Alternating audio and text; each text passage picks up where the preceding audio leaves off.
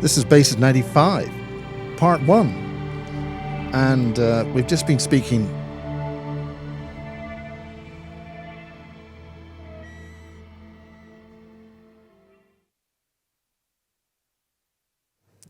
Basis 95, Part 1 with Laura.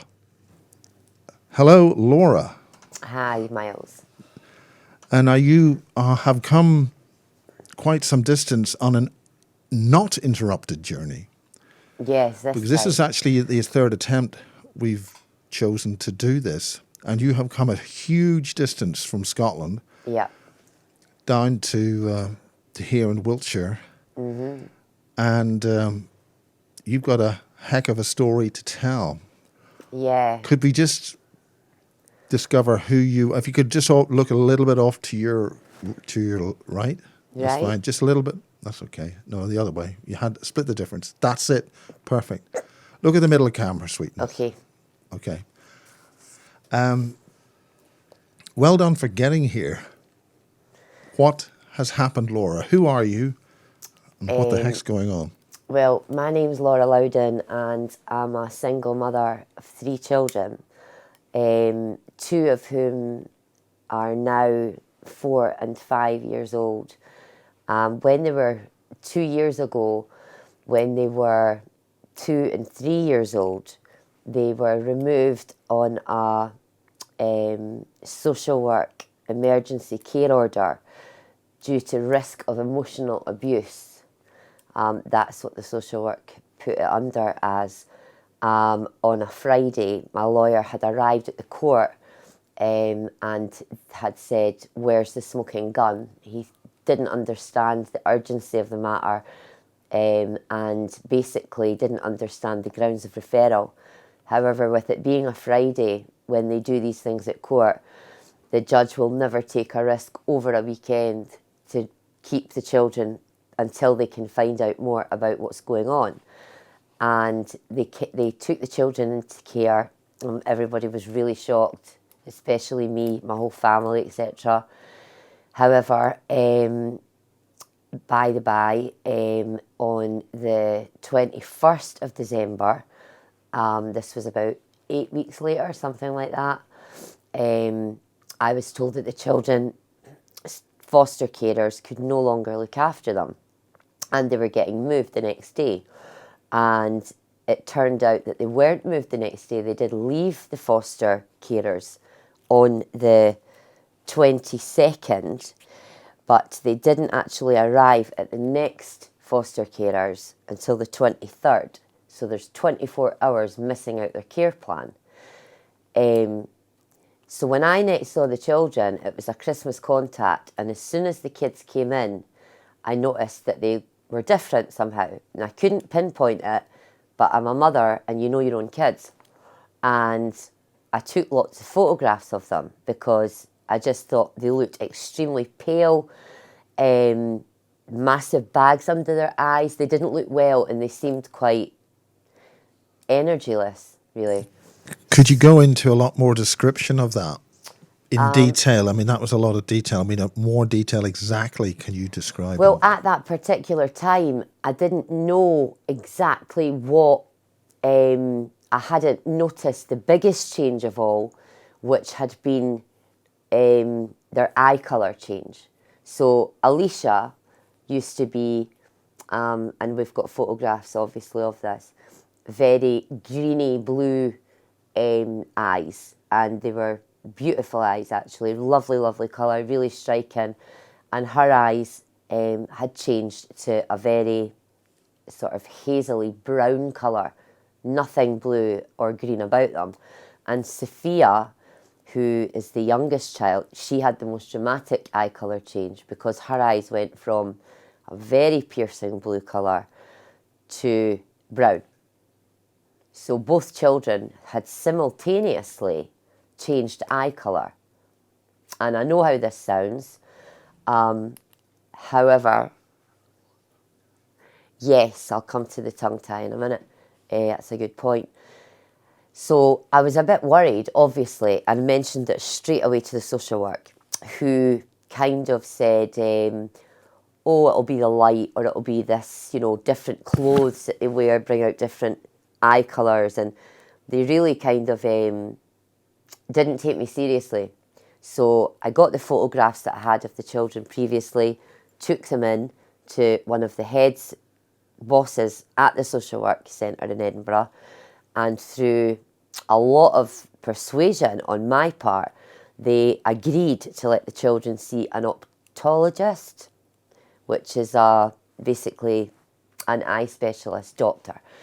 And the eye specialist doctor looked at their eyes and said that no eye colour change should happen after 6 months old.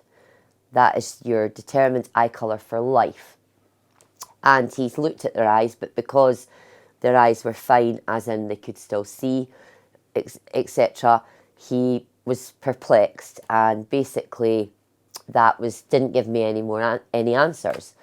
I also noticed that their ears had changed shape, because Alicia always had little pointy out, sticky out ears, and they were quite cute when I had her ponytails. But her ears were much flatter, and I didn't know what to make of any of this. It was really confusing and quite, very scary, to be honest. So then I decided to try to get the social work I asked them if they could see a doctor, an actual specialist doctor, and they said that there was no need for that at all. So then I had to take it higher than that, and I actually had to go to one of the directors of the social work, who's since left, and he instructed them to see the community health team specialist, who put the children to a consultant at the Sick Kids. So 2 consultants at the Sick Children's Hospital in Edinburgh looked at the children, gave them an MOT, I think they call it, and said that in the report that I've got, that yes, there had been a change in both their eye colours. They also noticed that Alicia, who had had tongue tie previously, which means that the part under your tongue was very, very tight when she was born.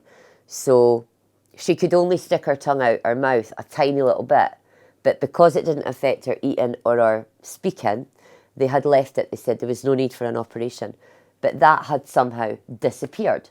So Alicia's tongue tie, as well as her eye colour change, had gone. So had her anemia, and so had her allergy to penicillin. And they discovered that Sophia was now double jointed, and whereas before she wasn't. And really, from that point on, I've been trying to find out what on earth has happened to my kids, and why both of them have changed so dramatically at the same time, basically overnight. Well, let's just go back on this. Mm-hmm. What was the real reason? What did they say was the reason? What brought this circumstance that the kids were taken away in the first place? Well, I've got that written down, actually. Just give me a second. Previously to this happening, in the lead up to it, about 6 months previous to that, I had lost my private tenancy. I had a lovely 3-bedroom private tenancy. Now, explain all that to what that means in terms of, to a wider audience. What does private tenancy mean? And it was a house that I rented that the council paid me housing benefit to pay the landlord for. So it wasn't a council tenancy, it was a private let. And we were quite happy living there until the landlord decided to sell the house. And so we were given 8 weeks' notice, which meant I had to present as homeless at Edinburgh Council, who then put us in a hostel in one of the worst areas in Edinburgh. However, it was a roof over our heads. From there, they said that the kids shouldn't be there because there was it was some sort of place where prisoners come out of jail, halfway house, I think they call it. So they moved us to Hawkhill Court, which was 13 flights up, and the lift didn't work. So I had a double buggy with 2 kids with no lift. So they said that wasn't suitable. So then they moved me to a B&B, and then they moved me to another B&B because they said that B&B was full. And then they wrote in the grounds of referral that I had moved of my own accord too many times, and this had unsettled the children. That was one of the reasons they'd used. They also said that I had, in the tenancy I'd had previously, before all the homeless carry on, I'd actually had bed bugs, and I had reports from Rent-A-Kill to say that. I didn't know what they were, but we were all covered in bites. Rent-A-Kill came in, they told me that we had bed bugs after they had taken samples of little sticky tape things that insects ran across at night, and they treated them. Where was the bed bug situation? That was in Chancellor Grove. And that was when? That was the first. That was in 2016. It would have been about... Was that one of the homes you were moved to, or what? No, that was my private tenancy at the time. However, the social work put in the grounds of referral that the bed bugs were... I hadn't had bed bugs, and that I had made that fact up, that I had bed bugs, even though I had paperwork from Rent-A-Kill, and they charged £800 for 3 treatments of these bed bugs. So that was another reason they used. But because it was an emergency care order, I didn't have any of the paperwork. I was told the children were getting removed when I went to pick them up from nursery, and these are the reasons they presented about an hour later at the Sheriff Court. So at the time, I couldn't disprove the fact that what they were saying was untrue. They also used the fact that I had assaulted somebody. I had a scuffle with somebody, and yes, I did get charged with assault. However, it was one black eye this gentleman had, and they said that because of the fact I had assaulted this gentleman, even though the children were tucked up in bed with my mum looking after them 3 miles away, the judge said that was what if I had got the jail? And my lawyer said, but that is, can't remember the word he used. Supposition, that was it, thank you. So they used that. And basically, they said it was risk of emotional abuse. And that's something that the social worker using more and more now. And it's almost, they're blaming you for something you've not actually done yet, but they're saying that you could do in the future. So it's a very hard thing to either prove or disprove. But until then, this point in time, I'd had no social work involvement for, I can't even remember the last time. I think because the children were both under a certain age, they'd went to the nursery, which I'm not sure if I'm allowed to name. However, in northeast Edinburgh, and this was because of the fact that I had Sean, who was 14, my eldest child, and I also was on my own, and I had a 15-month age gap between Alicia and Sophia. So because of that, I needed some nursery for the children. Well, I was hoping to get, it's called a early years centre in Scotland, and basically the children attended there. But there was no social work involvement. There was no, as my lawyer put it, smoking gun. And basically, what did he exactly mean, smoking gun? What was the actual reason that was? Well, that was the $1 million question, because they didn't have an actual reason. There was no event. There was no particular scenario. There was nothing that had happened that day or in that last week that's what my lawyer said to the judge in court. Where's the smoking gun? As in, he couldn't understand it. He actually was really perplexed and said to the children's reporter that he thought this whole thing was ridiculous. What was their response to all that? Well, they seemed to have an agenda, to be honest. Why do you think that? What's the reason here? I don't know. I really don't know. They obviously did this for a reason, and I don't know what it was. I was born on Halloween, and I was born at 2:55 in the morning. And by the by, my parents were in a satanic sect. Is that the right word? Well, yeah, the satanic sect thing, and was that the reason why the kids were taken? You were practicing black magic or Well, something? I don't know, Miles. This is one of the possibilities, I suppose. I really don't know what their agenda was. Okay, well, let's get to your parents. Yeah. What exactly is the climate here with your parents, and what about the father of the children? Well, the The father of two the, fathers. You've got two different. yeah, they're both dead. So what Unfortunately. about their background? Okay, I want to know the background of the fathers and your parents, and why you just said they're in a satanic set. Well, my mum and dad have never actually admitted openly to me being in a satanic set. However, It's a heck of a thing to say. yes, it certainly is. So And going to need to sort of explain that. So we just need an explanation, a sort okay, of a paragraph on the others involved. Yeah. right. Well, my dad wears a ring, and this ring signifies being a pagan master. And he's got on his floor in his living room, he's got, is it a pentagram? Is that the right word? Painted, but he's got it covered in a kind of foam layer, which is, he didn't used to have it covered, but when people started coming to the house and asking why he had that on his floor, he told me it was part of a compass. And it's only in the last couple of years that I've been trying to ask family members, etc., about certain photographs I've come across, certain things I've heard about them, Okay, etc. in this, let's explore the other family members, obviously, without mentioning names if you don't have to. But Okay. what's the basic climate of the family? Your parents and this pagan stuff. Being pagan doesn't mean you're satanic. No, the pagan master ring that's what it signifies. However, what I have heard from other relatives and from people who have known my parents for a long time have said that when they were younger, they were involved with a satanic sect. And whether that's got something to do with my children being removed, I don't know.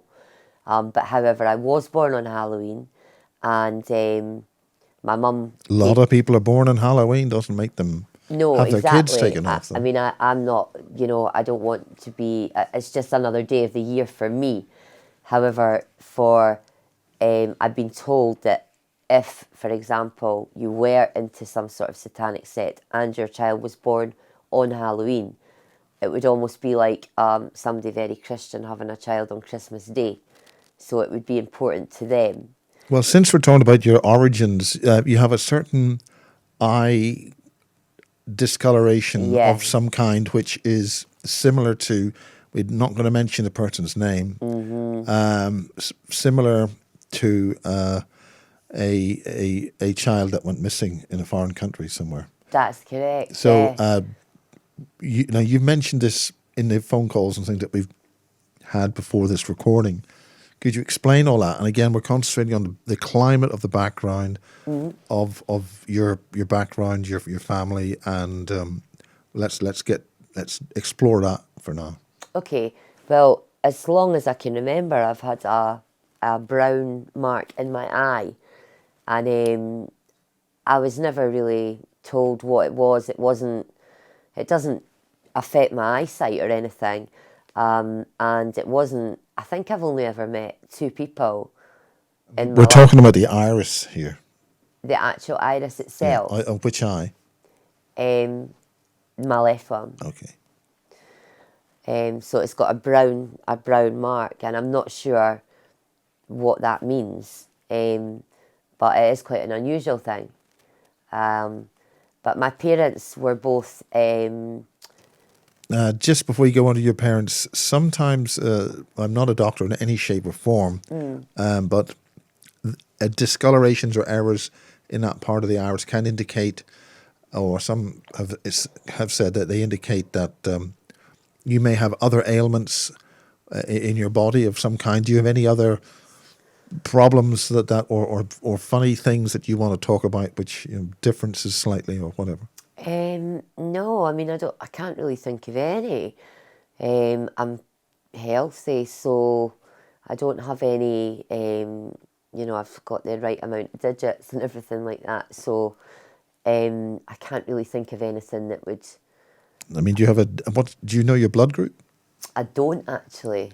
I don't know. I was told it, but I can't remember I mean, because it's not rhesus negative or something. O negative or B I negative don't know. I think they said or it was whatever. the second most popular one. Which is Whatever. probably O. I don't know.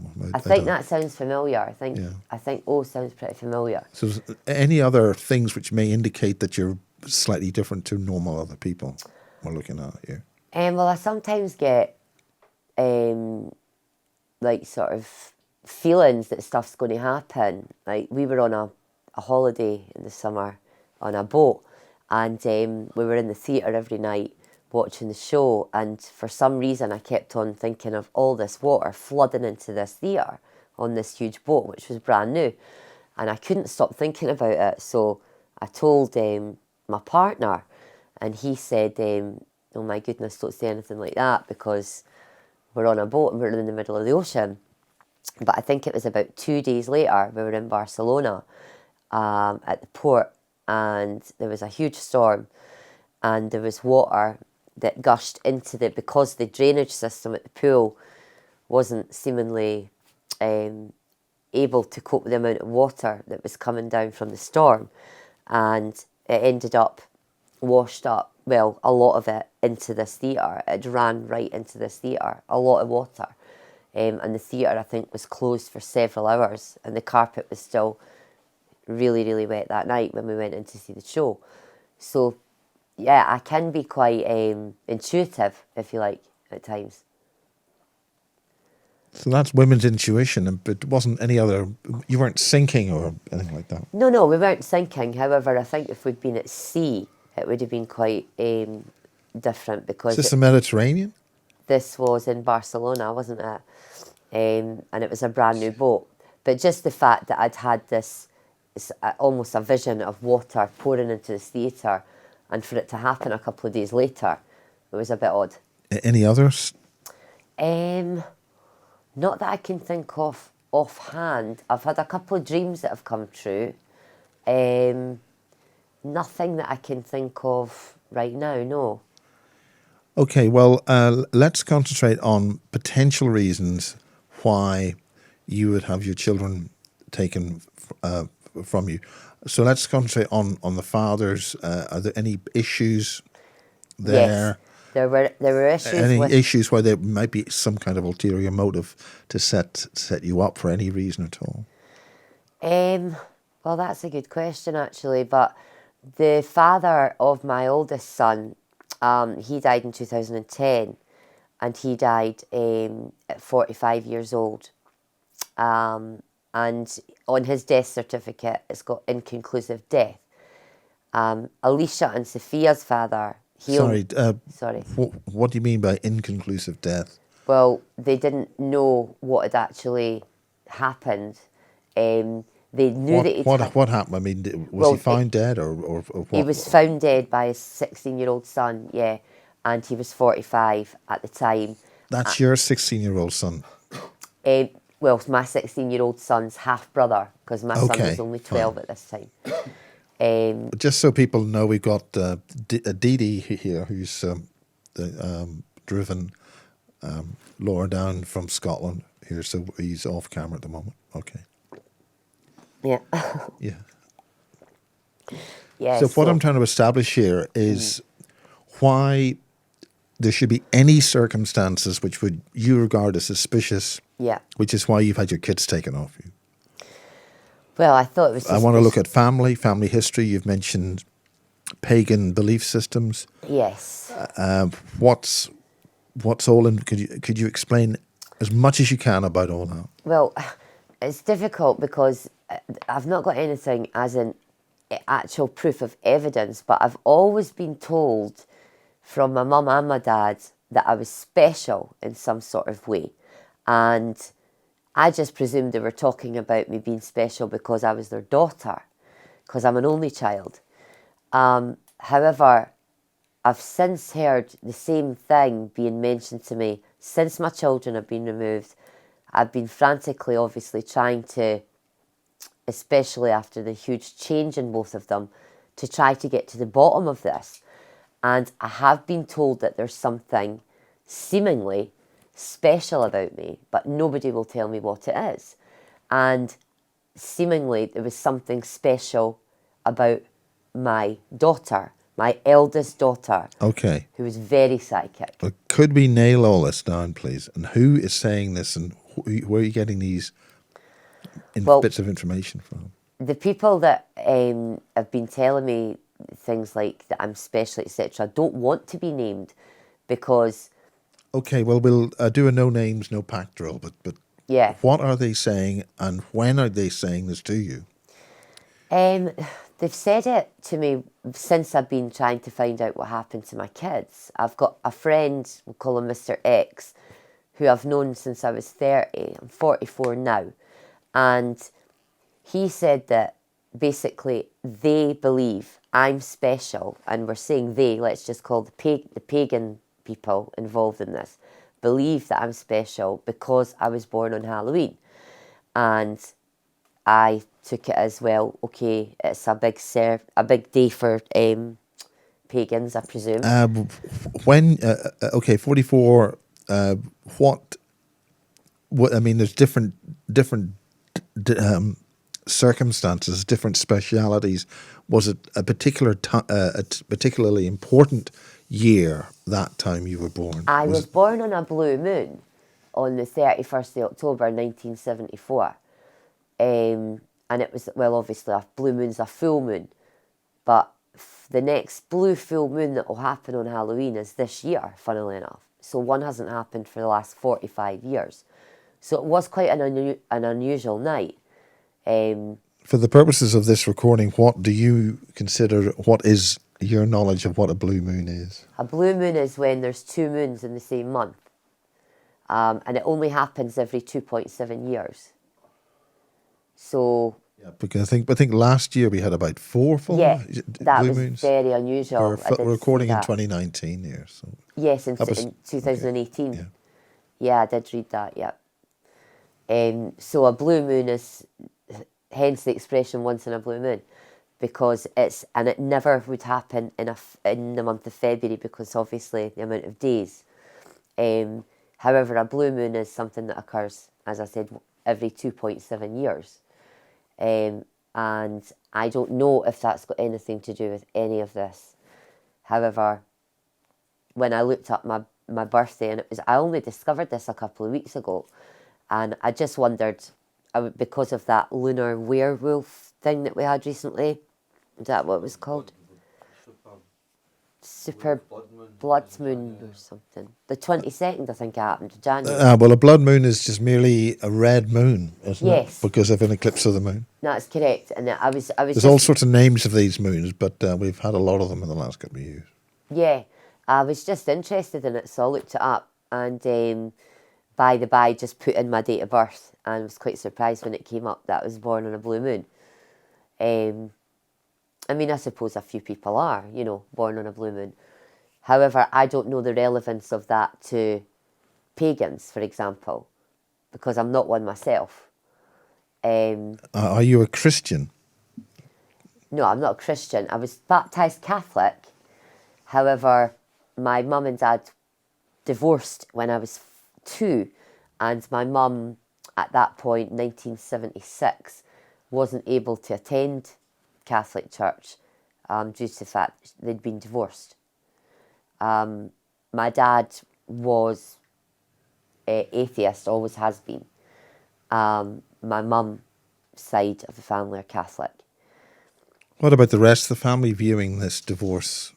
I mean, does that mean that you're not, in the eyes of the church, you are not divorced, but in the eyes legally you weren't divorced? Is that correct? I honestly couldn't tell you. I don't know. I just think that at that particular point in time, the Catholic Church, you weren't able to be divorced, or they frowned upon it somewhat. So my mum felt a bit ostracised. Well, King Henry VIII frowned upon it a wee bit longer, and there were a few issues involving that. But in terms of the legal status and your emotional status in the family, What about all that? I'm trying to find reasons why you'd be singled out. Yeah, so have I been, Or have you actually. been singled out? I don't know, Miles. I'd love to know. You know, I really don't know. I've been searching for answers as to why it's been my children, why my kids. I've been searching for answers for the last 3 years. However, there are other children, without naming anybody else, that this has happened to at the same nursery. Now, what exactly are you referring to that has happened to the other children, which Well, has happened to your children as well? changes in eye colour, changes in ear shape. Out of 22 pupils in one class, they had 8 children on, what do you call that red flag thing? Child protection. A child protection, I would have to look up the actual terminology for it. It's when a child is placed on a, Well, this it's, is a part one. We're just getting through the yeah, things, so to just we can mention things. We can add that later. okay.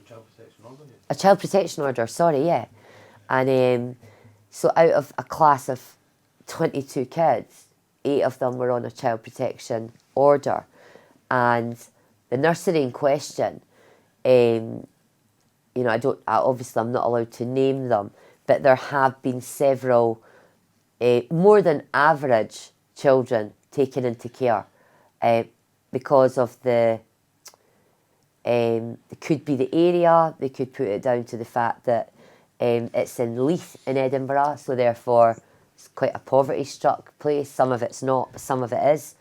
And maybe some of these kids, well, of course, some of these kids need to be in care. However, it does have a lot of cases where children are removed for less than you would normally be removed for, if you know what I mean. Now, what about this thing in Scotland, which refers to they're going to have a family carer? As soon as you become pregnant, the state will have the Scottish state will have what was that? A named person. A named person, and they'd be in charge of your child.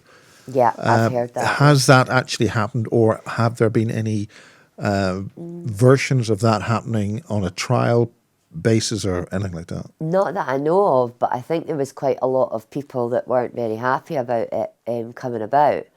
However, we did recently, Dee Dee, didn't we, read a report saying that the Scottish Government were looking into the amount of children that it was on the Scottish news. The government are actually looking into why the amount of children in care has went up. Was it 300% in 10 years? I'm not sure. I'd have to check the actual statistics. Is that due to this law that Tony Blair brought in, I gather? Again, correct me. I'm not aware of this legislation in detail, but there's things affecting children being taken into care in a very large number. Exactly, and a lot of these children are taken into care under the terminology of risk of emotional abuse. And the Scottish Government they've come out and they've said that they're going to do an investigation into this, and this was on the telly, on the news, because obviously When? it's quite... Is that 2 current? weeks ago, was it? So we're talking January 2019. Yeah, it would have been... Was it just about Christmas time? Sure, it was maybe around about the 21st of December. Something like that. It was in the last couple of months anyway. Yeah. So obviously that's a bit concerning. However, I have actually approached the Scottish Parliament hoping to get an appointment, but they haven't got back to me as yet since I saw that news. I mean, you're saying you're approaching these things, you're talking about these things in a very logical and coherent and intelligent manner. Yeah.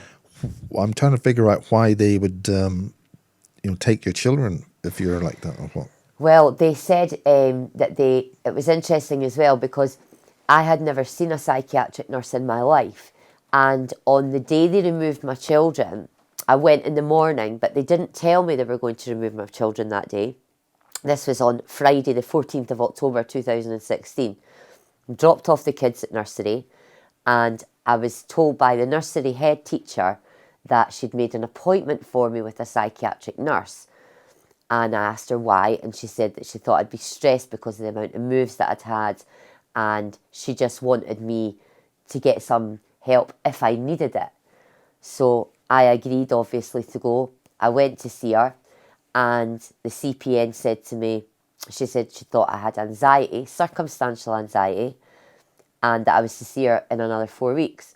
So when I went back to collect my children, and they said, you have to go up to the court because we're taking an emergency care order out, I said, well, why is that? And they said, well, we're a little bit worried about your mental health. And I said, well, I've just seen the CPN you asked me to see, and she's told me to come back in 4 weeks and diagnose me with anxiety. However, they didn't look very happy about that, to be honest. In what way, and who was not very happy, and were they not very happy with what kind of view? Well, I mean, were they not very happy because you didn't have enough of a mental disorder, or did you not have a mental disorder? Well, it or was looked anything, like- I mean, Yeah. which way are we looking at this? basically, they looked unhappy about the fact that I'd been. It seemed to me, it appeared to me, they weren't happy that the diagnosis wasn't. It didn't state anything. I've got anxiety. Loads of people have got anxiety, but it doesn't mean that you get your children removed. But the actual social worker in question took the piece of paper with the diagnosis on it and said, that means nothing. If I say you're mentally unfit, you're mentally unfit, and threw it across the room. So that's where I realised they weren't happy about the diagnosis.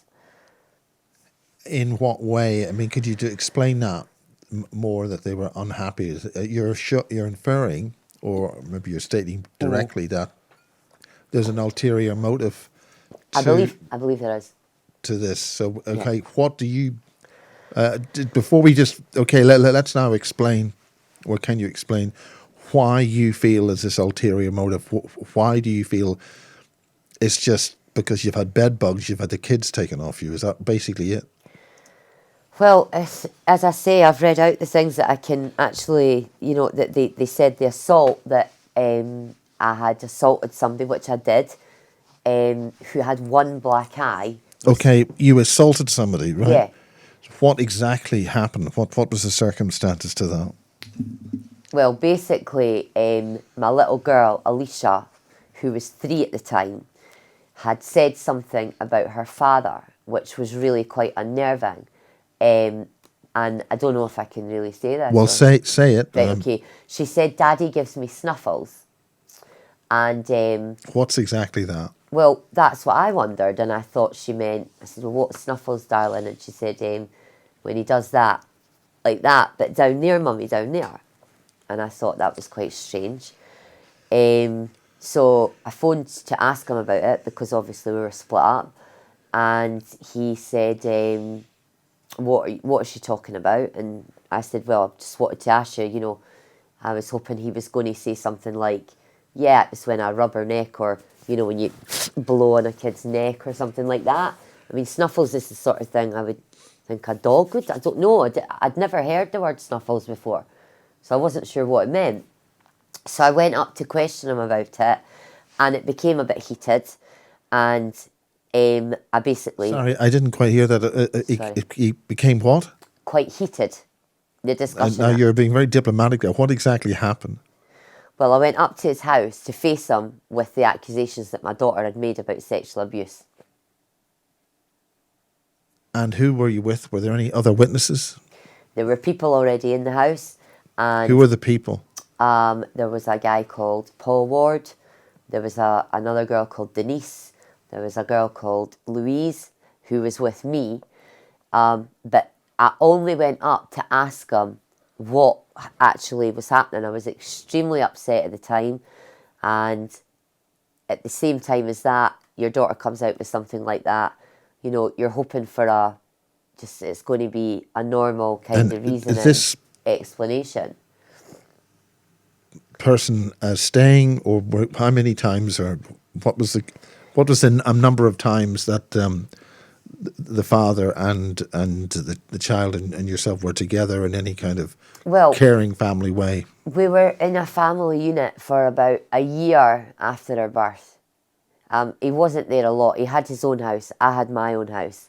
And he would come and take the children, say, for example, to the park for the afternoon or to the museum. Was this informal arrangements or was it arranged by any kind of legal authority? No, it wasn't. It was informal arrangements. And basically, he didn't spend a lot of time with them, but he did look after them now and again for a couple of hours here and there every week. And was he happy with that? And were the particular circumstances involved there?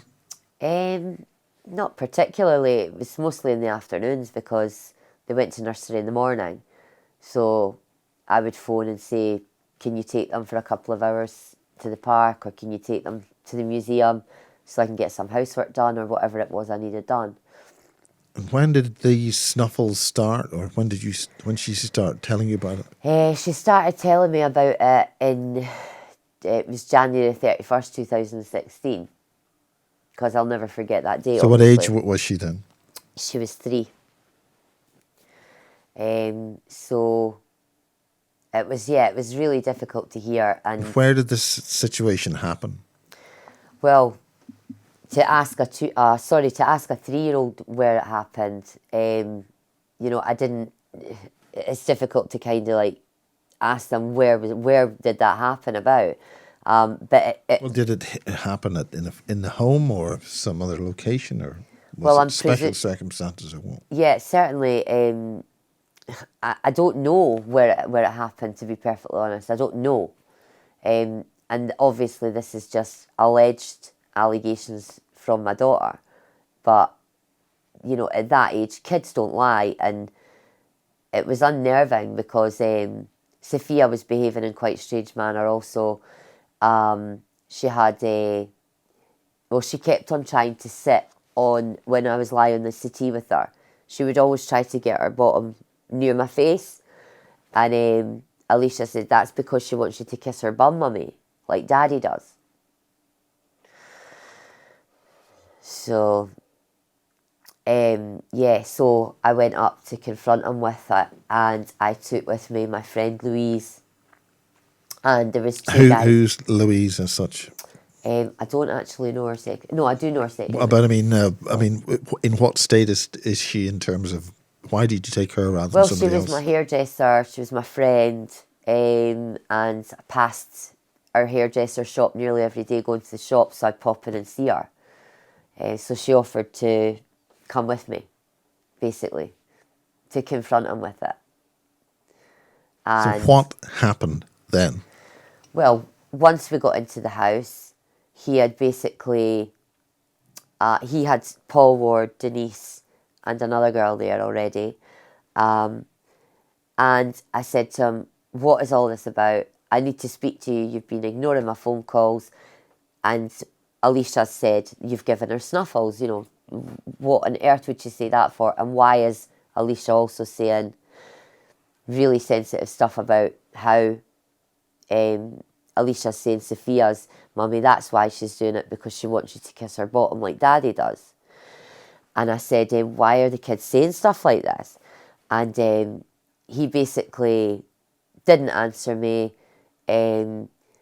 What do you mean by basically didn't answer? Well, what exactly happened? Instead of him sitting down and saying, what are you talking about?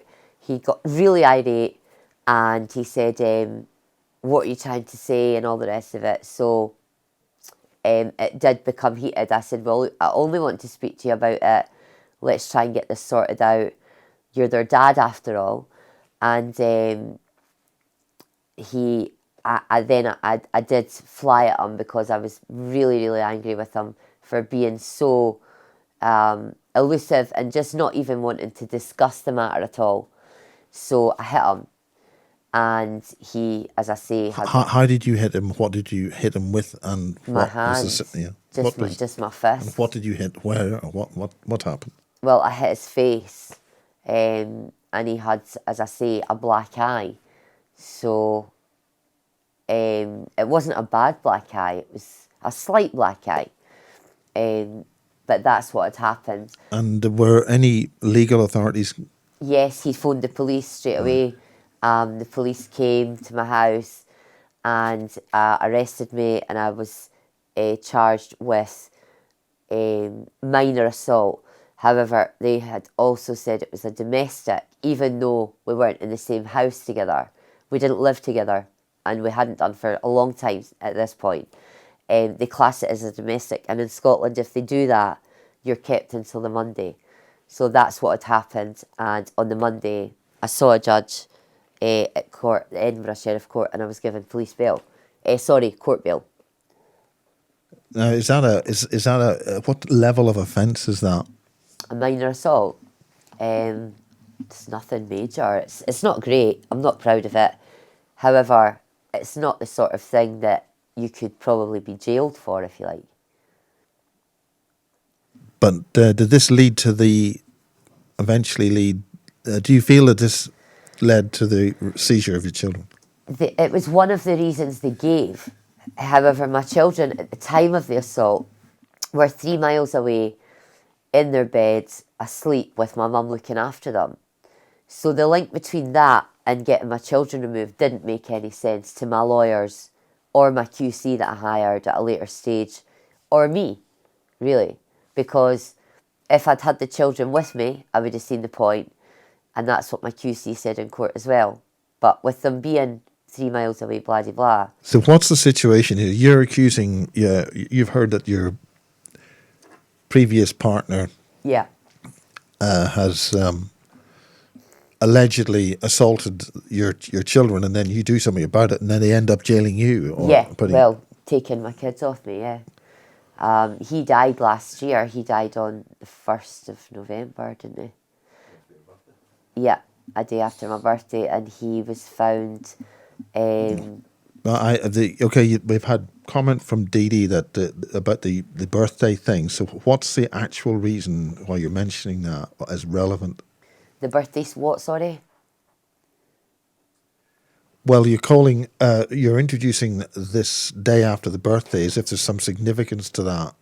Well, I don't know if there's significance to it or not. I very much doubt it. It's just the way I remember when it happened, really. We don't know what the significance of it is. And we don't know the cause of death or what happened? No, because they said that they didn't know the cause of death, and they would have had to have waited another 8 weeks for a different post-mortem to have taken place. And his eldest son's 24, and he decided against it, against waiting for the second post-mortem. So your partner drops dead. I mean, in what circumstances did he pop I his wasn't clogs? with him. I mean, I've not been with him. I mean, did he drop off a ladder? Did he get hit by a bus or what? What he happened? was found in a girl's house, his partner's house, in Pilrig with pneumonia was on his. It was one of the problems, and also he'd been smoking crack, so he was found with. So he was using heavy drugs. He was using heavy drugs, yeah. So he's using heavy drugs. He's Yeah. assaulted your child, and nothing's happening about this. Absolutely nothing. And no. you get your kids taken Yeah, off you. exactly, Miles. Exactly. You know. So where did he get the drugs from? Where did he get his drugs from? Yeah. I don't know. I've not got a clue. And was he known a registered drug user? Had he been arrested or anything like that? He had quite an extensive record, and he did see a doctor for his drug problem. Yeah, so he was a known drug addict, if you like. Yeah. I mean, was he on drugs when you assaulted him? Probably. Yeah. When I first. How would you met him, know that? Would there be any medical reason? Because it seems that somebody's on drugs assaulting children allegedly. Yeah. That there's a decision made just to sort of have no real investigation, take your kids off you, Yeah. and he disappears off the scene. Yeah, it Literally. is exactly what you said. It is a bit of a conundrum, to be honest, because after Alicia said what she said about Snuffles, I went straight to the nursery and said that I wanted the police involved with this. And the police seemingly didn't even, well, I know for a fact they didn't interview him at the station. They seemingly visited him in his house, said that they weren't taking the matter any further forward, and it was dropped. And I did feel very let down by the authorities about that, because obviously they're my children. I'm trying to protect them, and I felt that they didn't do what they would do. And I don't know what the operation is, the procedure is that they follow in a case like this. However, I at least expected him to be taken to the police station and interviewed, but he wasn't. And what connection do you know did you know or have you heard that your former partner has with any other organisations or religious groups of any kind? None at all, to be honest. He wasn't religious at all. He was atheist, and I haven't ever heard that he was into any sort of paganism or satanic sect at all. So, And what about the other people in the house that they lived in? Did they any other alleged record that of any kind of misdemeanor? What's the climate of this situation that we're talking about? well, the police had tried to interview Denise, who gave a statement, and everybody who was in the house gave a statement, and I've got a copy of all the statements. And basically, Sorry, at what time is this all happening? Is this when the assault happened? Or what? 7:30 at night or something, the assault actually had happened. However, because the house had quite a number of people in it, at the time, the police got witness statements from everybody there who said that I'd hit him. Which you've admitted to anyway. Which I admitted, yeah. Yeah, I pleaded guilty. Well, I said to the police, I said no comment, because I wasn't sure. I didn't have legal representation with me at the time. And they said, did you hit Paul Swanson? And I said, yes. So I did admit it, yeah. But the domestic issue, what's the circumstances of a domestic? Is it normally a family row or whatever? What makes them give that decision? Well, I'm not sure actually, but normally, from what I know, a domestic would be classed as a domestic if you were living in the same house as somebody. However, we hadn't done for years. So I don't know if that legally a domestic falls under you being at living at two different addresses, but because we'd been together as a couple at one point, maybe that's why they could class it as a domestic. I really don't know. I don't know. Okay, so leading on to any other circumstances involving the lead up to the children are talking about are both children being abused. Sophia was too allegedly small, to be talking about it, but she was acting strangely, trying to put her bottom on my face, as I said, on the settee. And it was Alicia, who was older, and obviously said, she's doing that, mummy, because that's what daddy does. She wants you to kiss her bum.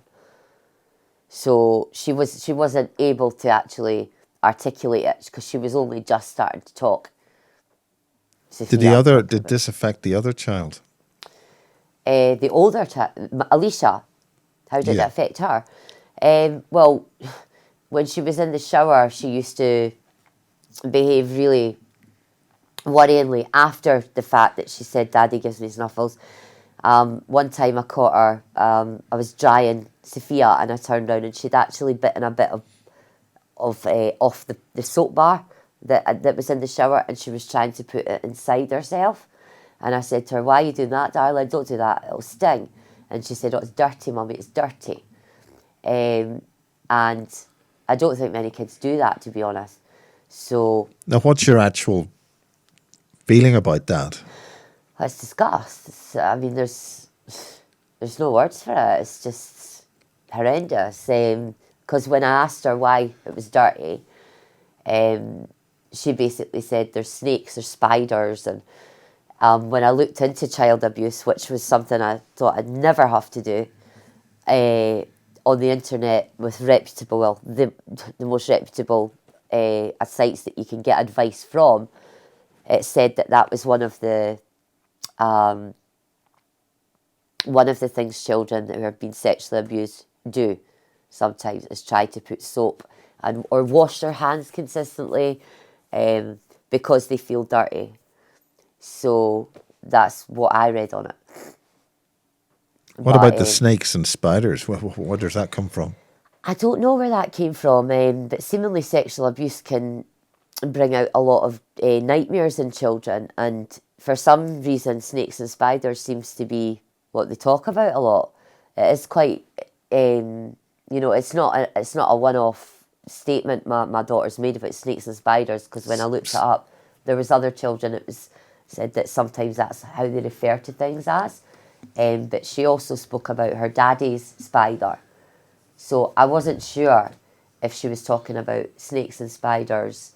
What sort of size are these spiders? Or I mean, She and didn't. where have you read this, or where have you researched it that these terms are used? Well, there was the only organisation I could find for support of parents of sexually abused children, or supposedly, allegedly sexually abused children, was one in England, and they were called Mosaic. So it was on there that I got the most support, because I'd phoned them and they sent me a lot of information to read, and they were really helpful, actually. I mean, could you give more details about that particular organisation? Maybe that could help other people in some way? Yeah, certainly. They're called Mosaic. They're based in England, and it's a landline number, and they're a charity, and they're there for the support of sexually abused children. So I'm not sure what age group that would cover, but obviously probably right up to 16, I would imagine. And that was they were really helpful, actually. So I would encourage anybody, if they're looking for any sort of support like that, to get in touch with them. And they're called Mosaic. And how do you spell that? MOSIAC or what? I think it's MOSAI. The way you would spell mosaic normally, I would have to write it down. Okay, right, okay. Well, we've sort of done some detail in the background of what's happened. Yeah. So let's move forward, and okay, we've got the kids. They're being what exactly then happened when you were in a situation where these children were then taken from you? And did it include all the children? You got No, two. no, not my son. And he was, I was trying to think, when Alicia was born, he would have been, I think he was 16 actually. Yeah, he would have been 16. So they had this had no bearing on my son at all. But it did have for, obviously, Alicia and Sophia, unfortunately.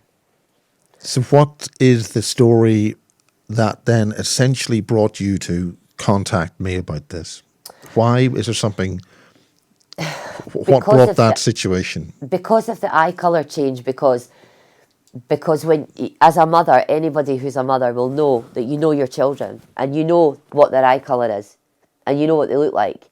And it worries me to think that this has happened, because if it had happened, if I had reason to why it had happened, if there had been a medical issue, then that would have explained it. Or if there had been some sort of allergy issue, that would have explained it.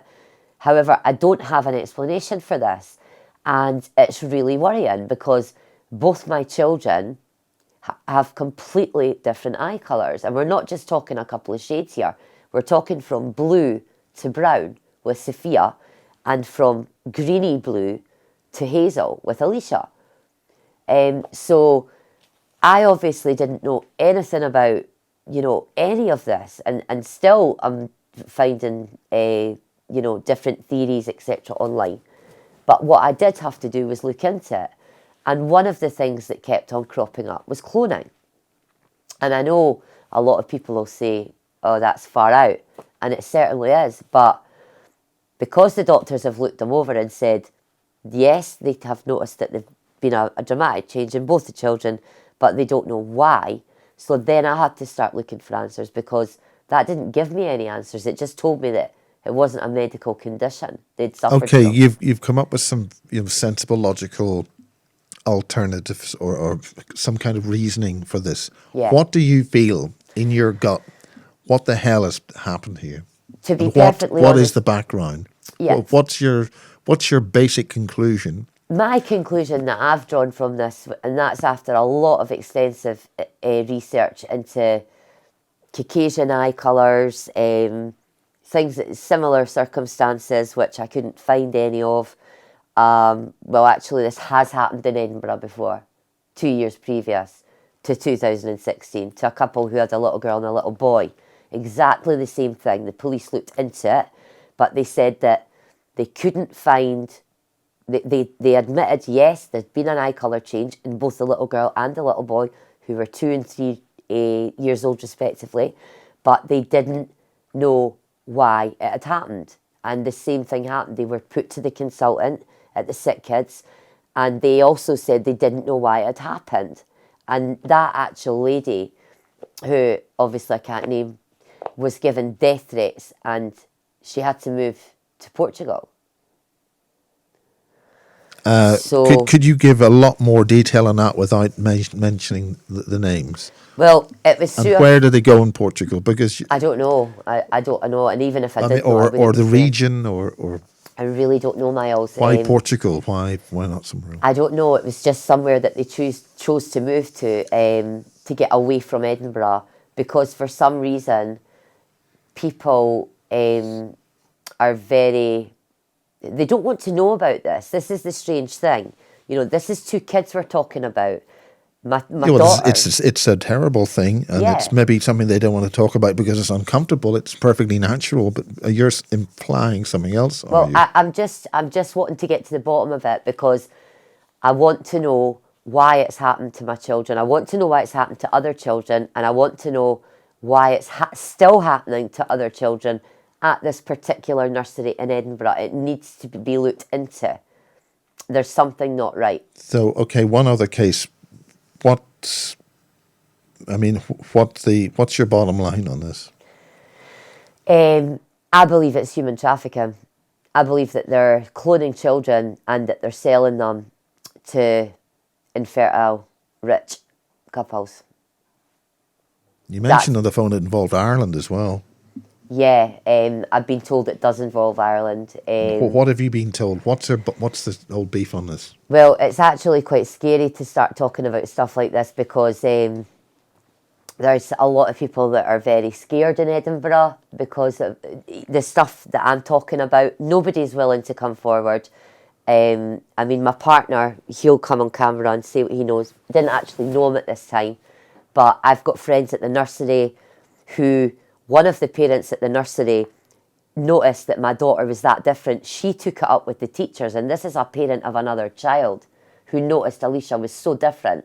She said that there's something, Alicia looks different, and she was told, "Oh, don't worry about it. It's she's just a little bit pale. It's because she's..." Who told her that? Who's making these excuses? This is the head teacher at the nursery, Kay. I can't remember her second name, but she herself, I have tried to contact through a friend who still sees her every day, because her little girl goes to the same school, because now these children are at school age, and so's Alicia. She's in primary 1 somewhere else, and she's not willing to come forward because there's an air of... I think people are worried that the social work come down on their kids, to be honest. I don't know, but there's something not right here, and I'm just trying to get it out there so people are aware. And I'd really encourage people, if this has happened to your child, if you've noticed a change in their eye colour, how odd it may sound, if you could please get in touch. But you mentioned something else about an incident at a school, or with something, Yeah. a couple of people who didn't seem to be looking very like people. Yeah, that's right.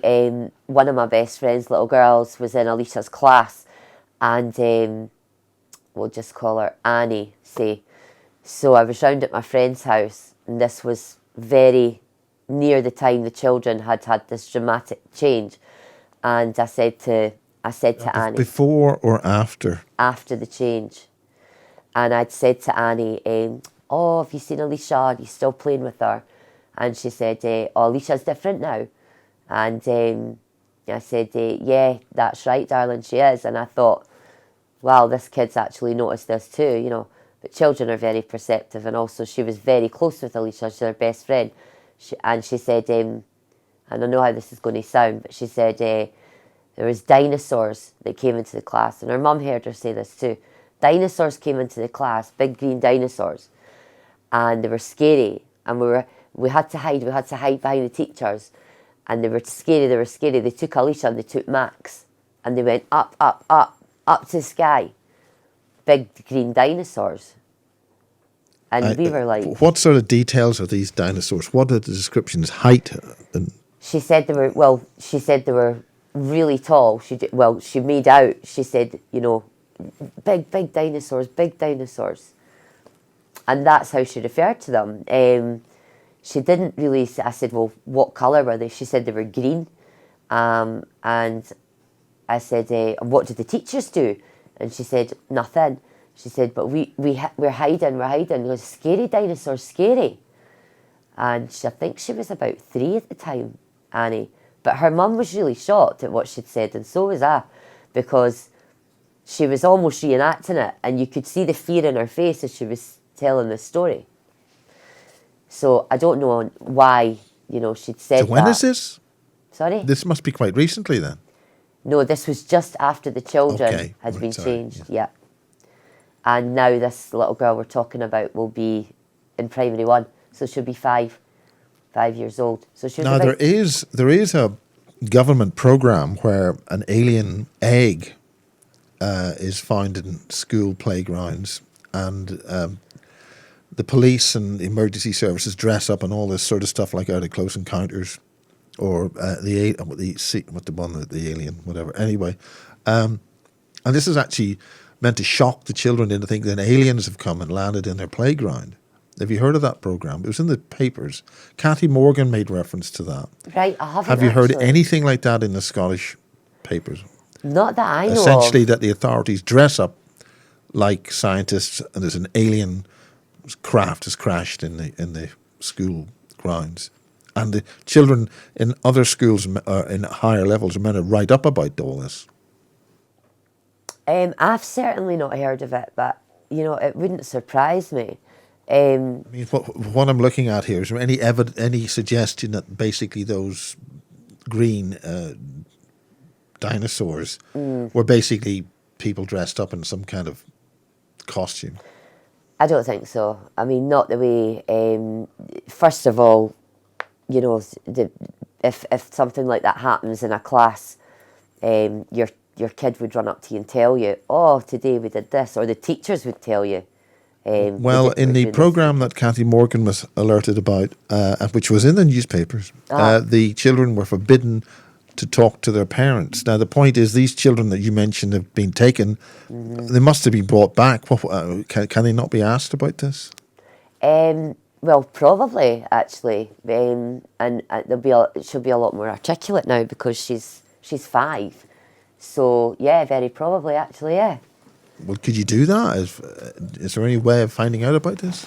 Yeah, I can do. I can get... I've got my friend's number, so I can do that after this and get back to you tomorrow about that, yeah, certainly. Yeah, well, that's worth probably calling it a day in part 1. Okay. I mean, how do you feel about this and the statements you've made? I feel, to be honest, I'm very nervous about this whole situation because, the amount of people that I've tried to get to come and, well, not come here, but to try to just alert people to what is going on at this nursery. There's something not right. Irvin Welsh makes a reference to it in one of his books, which is actually banned in this country. Who's this? Irvin Welsh, who wrote Train Spotting. Right, okay. And what's the book exactly? The book was called Once Upon a Time, and it was banned in this country. I managed to get a copy of it from America, but in it there's reference to this particular nursery. Now, just because of one Scotch accent, could you just pronounce that a little bit clearer? Yeah, he's the book is called Once Upon a Time instead of Once Upon a Time, And That's spelled N. Nonce upon a time. Okay. And it was banned in this country, like I said. It was never... Why was it banned? What was the reason for that? Well, because basically it's got a lot of truth in it. About what? About a case to do with a little girl who was murdered in 1983 called Caroline Hogg. Was that a major case in the papers? Yes, major yeah. case, yeah. And because he'd made... And what's the basic story about that particular case? If you could just mention it now for the sake of the recording. Of course, Caroline Hogg was a 4-year-old girl who was at Portobello Beach, lived near to Portobello Beach. And it was a... Where's Portobello Beach? That's in Edinburgh. And it's a very sandy beach. It was a very sunny day. And she went missing. She was abducted and later found murdered. And she was only 4. And what kind of injuries did the individuals suffer from? I think she had been, unfortunately, well, that being an understatement, she had been sexually assaulted and strangled. And Susan Maxwell was another little girl that was murdered around about that time. And they managed to get somebody for it, Robert Black. I think he got, well, he was in prison until he died. And he died in January 2006. How long was he in prison for, and what age was he? I couldn't tell you, Miles, but I think he was in his 30s when he got to jail, because this would have been about 1983, and he only died a couple of years ago. So he had been sentenced for at least 3 murders of little girls in Britain. Now, we're going to close this in another minute or two, Yeah. But could you explain what you think there's a paedophile ring and the whole thing going for 40 years and it's going this and that and all sorts of stuff? And more importantly, since you're talking about, we have talked about soul swapping. Yeah. What do you feel about all that? Science fiction, rubbish, or No. complete madness, or what? I mean, just talking whatever. I would have thought it was complete madness if somebody had talked about it 3 years ago to me. But I don't now because I've looked into it. And I think I sent you the video on the place that you can actually order a sleeve from.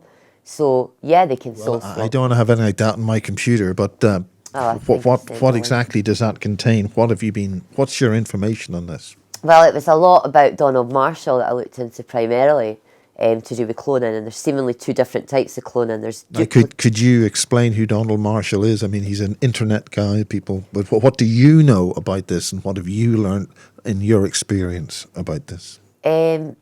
All I know is that Donald Marshall is somebody who became famous online. When was that? Do you know? A few years ago, he wrote a letter on the internet about the Illuminati, exposing some of what they get up to. And I believe he became famous that way. He's got a number of forum groups, and he runs one called Against Human Cloning. So, yeah, sorry, what were we talking about? Well, just who this person is. This is from the point of view of the viewer who may not know who that person is. So if you could explain why you went after that, what's your reasoning for looking at that? Well, my reasoning for looking at it was because I wanted answers, and I still want answers as to why 2 children can simultaneously change eye colour. And when I started looking into it, and obviously the doctor said it wasn't medical, I've got photographs and I can see the dramatic change. And the only logical thing that I could kind of draw after going through all the, well, maybe I shouldn't say logical, but after going through all the possibilities that can cause eye colour change in a child of that age group, the only thing left for me to look at was cloning. And that was through extensive internet searching. And that's when I fell across a lot of stuff that Donald Marshall had put online about cloning. Okay, we've got you. You've had a very long journey. You've done a very excellent presentation, coming the whole way down from Scotland. to give this down here in Wiltshire. It was a heck of a drive overnight. It was, yeah. And it's a pretty wintry day outside, which is why you're wrapped up in a warm scarf and all that. Tartan scarf, yeah. But we'll give that we'll call that the end of part one. We'll be running, I think, about an hour and 15 minutes. And Okay. if you're able to get any further information, and we'll look into some of the paper trail on this, because and also some of the evidence. And these are allegations, but what do you think is going to happen to are you able to still access the children in any way at all, or they've gone, or what? Well, to start with, I was seeing the children 3 times a week for 2 hours a time, and the social work department have since then managed to get the contact down by saying that the children are too upset when leaving me, and this is obviously, we're talking about the children who now have brown eyes. In what way are they upset? Well, they're upset because Do they of their want to mum. see you at all? Yeah, they want to stay with me. This is why they're upset. They don't want to go away from me, and they're upset. They want to be with their mum, and they said it's upsetting the children too much to see me, so they have actually taken it to hearing after hearing after hearing, and gradually over the course of the last 2 years, they've now managed to get it down to an hour a month. So that's how long I see my children for, an hour a month. And they've split them up. Yep. So it's what's the present situation with your children? You mentioned they were sold off to some other couple or something. What's that? That's what I believe. What's the legal actual situation? Well, what's the legal situation, and what's your feeling the situation is? Well, this is black market adoption. This is exactly what I think it is, and it's this. Sorry. Yeah, the social worker now trying to get permanency, which means that I'll never be able to get my kids back. It strips you of your parental rights.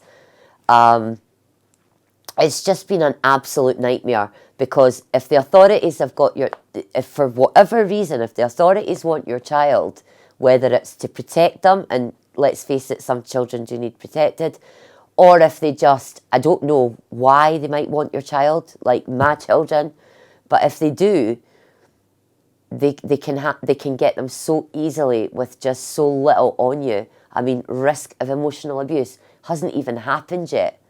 You know, this is an actual legal terminology, which is enough for a judge to take your kids and put them into social work care. A reason a definitive reason that hasn't even occurred yet. Risk of emotional abuse in the future. Okay, but you're making a very serious allegation to the state of Scotland, is that right? Yeah. I mean, I don't want to put words in your mouth. I hope I haven't done that. Fine. And you're making these allegations of a whole massive conspiracy. Yes. You've even brought on one part of this account so-called aliens, which could be part of a school's program, which they actually shocked the children involved. This is actually a published program. Kathy Morgan made a lot of reference to this, and we've already investigated this. This has been in the newspapers quite some time ago now. Right. But I don't know why the school authorities would want to shock children about alien landings and stuff like that. So, I mean, I'm inferring that maybe those dinosaur aliens that walked into school were actually people in some kind of dressed up to look like aliens to shock the children as part of that program. But I don't know. I'm just making that observation. They may very well have been aliens. It may, having aliens walk into the school. It's happened in other countries in the world, in Rhodesia, I think. Yeah. Where they walked in and in the playground or the area where they were playing. It's a famous case in Africa. Really? But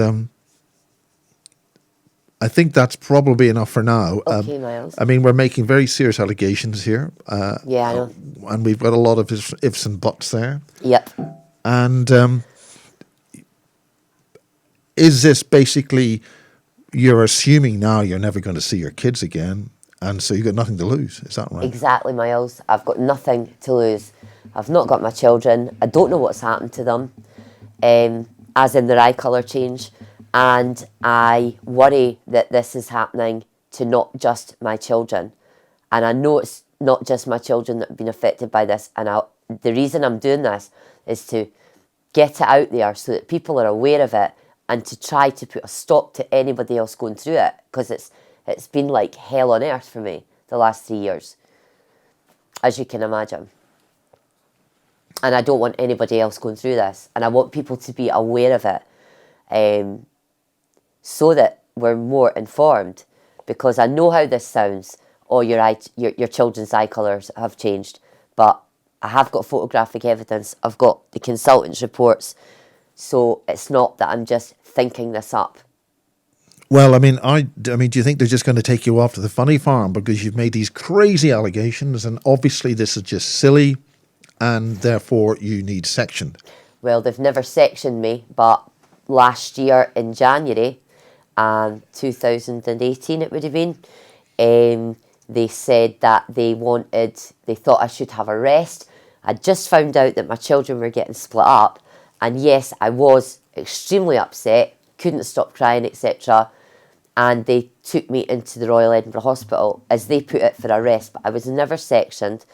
And they said that I was under extreme emotional stress and that I was suffering from anxiety. So I was there for... So, I mean, if you're having your children taken away from you, you're just meant to sit back and say, that's fine, exactly. Take the kids away and have a nice day. Yes, exactly. And I feel they did this to discredit me, because at the end of the day, yes, I'm talking about my children's eye colour changing, but I can show anybody the photos, and you'd have to be blind or colourblind not to see it. It's so obvious. Yeah. So ultimately, we're dealing with a situation where claims of cover-up, constitutional corruption, when really maybe you're just a distraught individual. Everything's fine. The children are in a better state, and really we should just move along and forget about it. I honestly wish that that's what this was all about, and then I could sleep at night. But I know I'm a mother, and you know what your kids look like, and that is the biggest insult of all I've had through the last 3 years, because people can't deny it once I show the photographs to them, once they've read the reports. But to start with, when you tell people, oh, my kid's eye colour changed and 24 hours is missing out a care plan, they don't believe you. They think you're off your head. But I've got proof, I've got evidence, and I'm not off my head. So at the end of the day, I just want people to be aware of it, and I want to stop it happening to others, basically. Well, with that, we'll call this an end of part one. Okay. And it's a very serious situation. It is. Okay. Yeah. Thank you, Laura, for coming to the Basis Project. And Thanks that's for what it's all about, saving our future, which is our children. Exactly. Infants we're talking about here. 2 and 3 year olds are just babies. Okay, that's it for now. Cheers. Okay.